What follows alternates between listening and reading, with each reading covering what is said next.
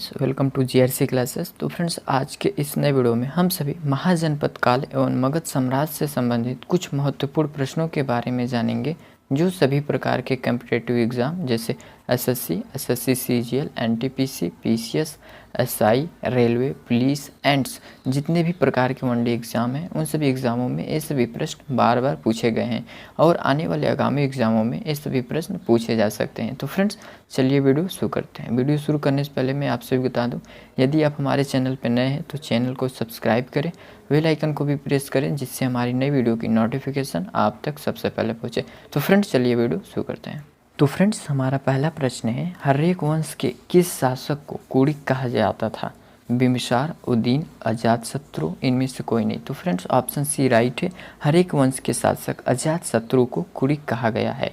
अगला प्रश्न देखते हैं फ्रेंड्स। अगला प्रश्न हमारा है, किस शासक ने गंगा एवं सोन नदी के संगम पर पाटलिपुत्र नामक नगर स्थापना की?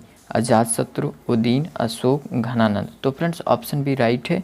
उदयन के द्वारा गंगा एवं सोन नदी के संगम पर पाटलिपुत्र नामक नगर की स्थापना किया गया था। अगला प्रश्न देखते हैं फ्रेंड्स। अगला प्रश्न हमारा है, 323 ईसा पूर्व में महान सिकंदर की मृत्यु कहाँ पर हुई थी? फारस, बेबीलोन में, मैसिडोनिया में, तक्षशिला में। तो फ्रेंड्स, ऑप्शन बी राइट है। 323 ईसा पूर्व में सिकंदर की मृत्यु बेबीलोन में हुई थी। अगला प्रश्न देखते हैं फ्रेंड्स। अगला प्रश्न हमारा है, पाली ग्रंथों में गांव के मुखिया को क्या कहा गया है?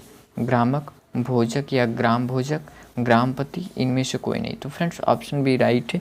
पाली ग्रंथों में गांव के मुखिया को हम भोजक या ग्राम भोजक कहते हैं।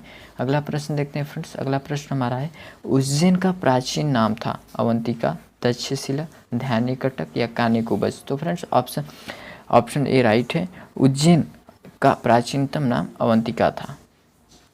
तो फ्रेंड्स, अगला प्रश्न देखते हैं। अगला प्रश्न हमारा है, नंदवंश का संस्थापक कौन था? नंदीवर्धन, कालाशोक, घनानंद, नागार्जुन। तो फ्रेंड्स, ऑप्शन ए राइट है। नंदवंश के संस्थापक नंदीवर्धन है। अगला प्रश्न देखते हैं फ्रेंड्स। अगला प्रश्न हमारा है, ग्रीक या यूनानी लेखकों के द्वारा किसे अग्रमीज या जेंड्रमीज कहा गया है? अजातशत्रु, कालाशोक, महापद्मनंद या घनानंद। तो फ्रेंड्स, ऑप्शन डी राइट है।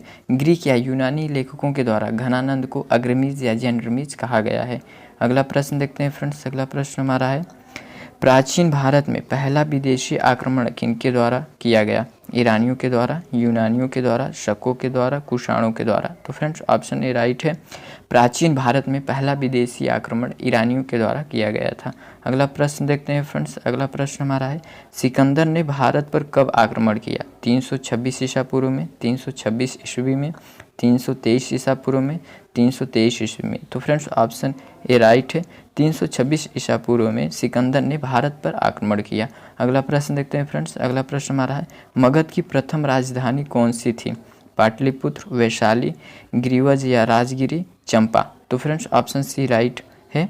ग्रीवज या राजगिरी मगध की पहली राजधानी थी। तो फ्रेंड्स, हमारा अगला प्रश्न है, किस शासक के द्वारा सर्वप्रथम पाटलिपुत्र की राजधानी के रूप में चयन किया गया?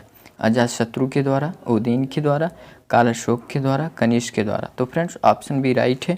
उदयन के द्वारा सर्वप्रथम पाटलिपुत्र को राजधानी के रूप में चयन किया गया था। अगला प्रश्न देखते हैं फ्रेंड्स। अगला प्रश्न हमारा है, 16 महाजनपदों की सूची उपलब्ध है महाभारत में, अंगुत्तर निकाय में, छांदोग्य उपनिषद में, संयुक्त निकाय में। तो फ्रेंड्स, ऑप्शन बी राइट है। अंगुत्तर निकाय में 16 महाजनपदों की सूची उपलब्ध है। अगला प्रश्न देखते हैं फ्रेंड्स। अगला प्रश्न हमारा है, निम्नलिखित में से मगध का कौन सा राजा सिकंदर के समकालीन था? महापद्मनंद, घनानंद, चंद्रगुप्त मौर्य, अजातशत्रु। तो फ्रेंड्स, ऑप्शन ए राइट है। मगध के राजा महापद्मनंद सिकंदर के समकालीन थे। अगला प्रश्न देखते हैं फ्रेंड्स। अगला प्रश्न हमारा है, प्रथम मगध साम्राज्य का उत्कर्ष किस सदी में हुआ था? चौथी सदी ईसा पूर्व में, छठी सदी ईसा पूर्व में, दूसरी सदी ईसा पूर्व में, पहली सदी ईसा पूर्व में। तो फ्रेंड्स, ऑप्शन बी राइट है। छठी सदी ईसा पूर्व में प्रथम मगध साम्राज्य का उदय हुआ था। अगला प्रश्न देखते हैं फ्रेंड्स। अगला प्रश्न हमारा है, पहला ईरानी शासक जिसने भारत के कुछ भागों को अपने अधीन किया था? साइरस, डेरियस, कॉम्बिसिस या जेरसिस। तो फ्रेंड्स, ऑप्शन बी राइट है। डेरियस पहला ईरानी शासक था जिसने भारत के कुछ भागों को अपने अधीन किया था।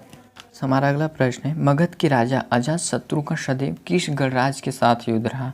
वज्जीसंघ, पांचाल, दोनों के साथ, किसी के साथ नहीं। तो फ्रेंड्स ऑप्शन ए राइट है। मगध के राजा अजातशत्रु का सदैव वज्जी संघ या वैशाली गणराज के साथ युद्ध रहा। अगला प्रश्न देखते हैं फ्रेंड्स। अगला प्रश्न हमारा है नंद वंश का अंतिम सम्राट कौन था? महापद्म नंद, घनानंद, कालाशोक या इनमें से कोई नहीं। तो फ्रेंड्स ऑप्शन बी राइट है। घनानंद नंद वंश का अंतिम सम्राट था। अगला प्रश्न देखते हैं फ्रेंड्स। अगला प्रश्न हमारा है भारत में सिक्कों या मुद्रा का प्रचलन कब हुआ? अशोक के शासनकाल में, कनिष्क के शासनकाल में, 600 ईसा पूर्व में, 300 ईसा पूर्व में। तो फ्रेंड्स ऑप्शन सी राइट है। 600 ईसा पूर्व में भारत में सिक्कों या मुद्रा का प्रचलन प्रारंभ हुआ। अगला प्रश्न देखते हैं फ्रेंड्स। अगला प्रश्न हमारा है मगध सम्राट बिंबिसार ने अपनी राजवेद जीवक को किस राज्य के राजा की चिकित्सा के लिए भेजा था? कौशल, अंग, अवंती, वैशाली। तो फ्रेंड्स ऑप्शन सी राइट है। मगध के सम्राट बिंबिसार ने अपने राजवेद जीवक को अवंती राज्य के राजा की चिकित्सा के लिए भेजा था। अगला प्रश्न देखते हैं फ्रेंड्स। अगला प्रश्न हमारा है किस शासक ने अवंती को जीतकर मगध का हिस्सा बना दिया? अजातशत्रु, बिंबिसार, शिशुनाग या महापद्म नंद। तो फ्रेंड्स ऑप्शन सी राइट है। शिशुनाग ने अवंती को जीतकर मगध का हिस्सा बना दिया था। तो फ्रेंड्स हमारा अगला प्रश्न है किस मगध सम्राट ने अंग का विलय अपने राज्य में कर लिया? बिंबिसार, अजातशत्रु, उदयन, शिशुनाग। तो फ्रेंड्स ऑप्शन ए राइट है। मगध सम्राट के शासक बिंबिसार ने अंग का विलय अपने राज्य में कर लिया था। अगला प्रश्न देखते हैं फ्रेंड्स। अगला प्रश्न हमारा है शिशुनाग ने किस राज्य का विलय अब मगध साम्राज्य में नहीं किया था? अवंती, वत्स्य, कौशल, काशी। तो फ्रेंड्स ऑप्शन डी राइट है। शिशुनाग के द्वारा काशी राज्य का विलय मगध साम्राज्य में नहीं किया गया था। अगला प्रश्न देखते हैं फ्रेंड्स। अगला प्रश्न हमारा है काशी और लिच्छवी का विलय मगध साम्राज्य में किसने किया था? बिंबिसार, अजातशत्रु, उदयन, शिशुनाग। तो फ्रेंड्स ऑप्शन बी राइट है।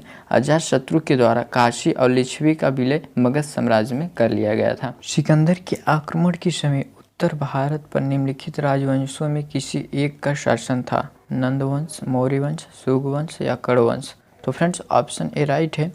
सिकंदर के आक्रमण के समय उत्तर भारत पर नंद राजवंशों का शासन था। अगला प्रश्न देखते हैं फ्रेंड्स। अगला प्रश्न हमारा है निम्नलिखित में से कौन सा एक ईसा पूर्व 6 ईसा पूर्व से प्रारंभ में भारत का सर्वाधिक शक्तिशाली नगर राज्य था? गंधार, कंबोज, काशी, मगध। तो फ्रेंड्स ऑप्शन डी राइट है। 6वीं सदी के प्रारंभ में भारत का सर्वाधिक शक्तिशाली नगर मगध राज्य था। तो फ्रेंड्स हमारा अगला प्रश्न है निम्नलिखित में से किस राज्य में गणतंत्रात्मक शासन व्यवस्था नहीं था? कपिल के शाक्य, कुशीनगर के मल्ल, वैशाली के लिच्छवी, मगध। तो फ्रेंड्स ऑप्शन डी राइट है। मगध राज्य में गणतंत्रात्मक शासन व्यवस्था नहीं थी। अगला प्रश्न देखते हैं फ्रेंड्स। अगला प्रश्न हमारा है निम्नलिखित में से किसे सेनिया अर्थात नियमित और अस्थायी सेना रखने वाला कहा जाता है? बिंबिसार, अजातशत्रु, उदयन, शिशुनाग। तो फ्रेंड्स ऑप्शन ए राइट है। बिंबिसार को सेनिया अर्थात नियमित और अस्थायी सेना रखने वाला कहा जाता है। अगला प्रश्न देखते हैं फ्रेंड्स। अगला प्रश्न हमारा है निम्नलिखित में से किसे उग्रसेन अर्थात भयानक सेना का स्वामी कहा जाता था? महापद्म नंद, घनानंद, शिशुनाग, बिंबिसार।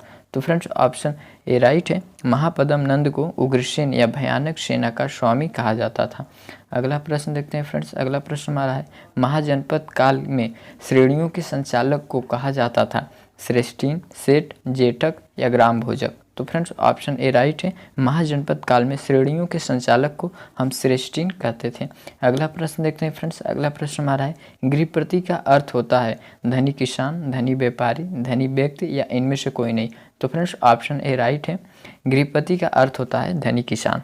फ्रेंड्स ये थे महाजनपद काल एवं मगध साम्राज्य से संबंधित कुछ महत्वपूर्ण प्रश्न जो सभी प्रकार के कॉम्पिटिटिव एग्जाम में पूछे जाते हैं। तो फ्रेंड्स यदि वीडियो पसंद आए तो वीडियो को कर दीजिए लाइक, और यदि आप हमारे चैनल पर नए हैं तो चैनल को कर दीजिए सब्सक्राइब, बेल आइकन को भी प्रेस कर दीजिए जिससे हमारी नई वीडियो की नोटिफिकेशन आप तक सबसे पहले पहुँचे। तो फ्रेंड्स आज के लिए इतना, मिलते हैं नेक्स्ट वीडियो में।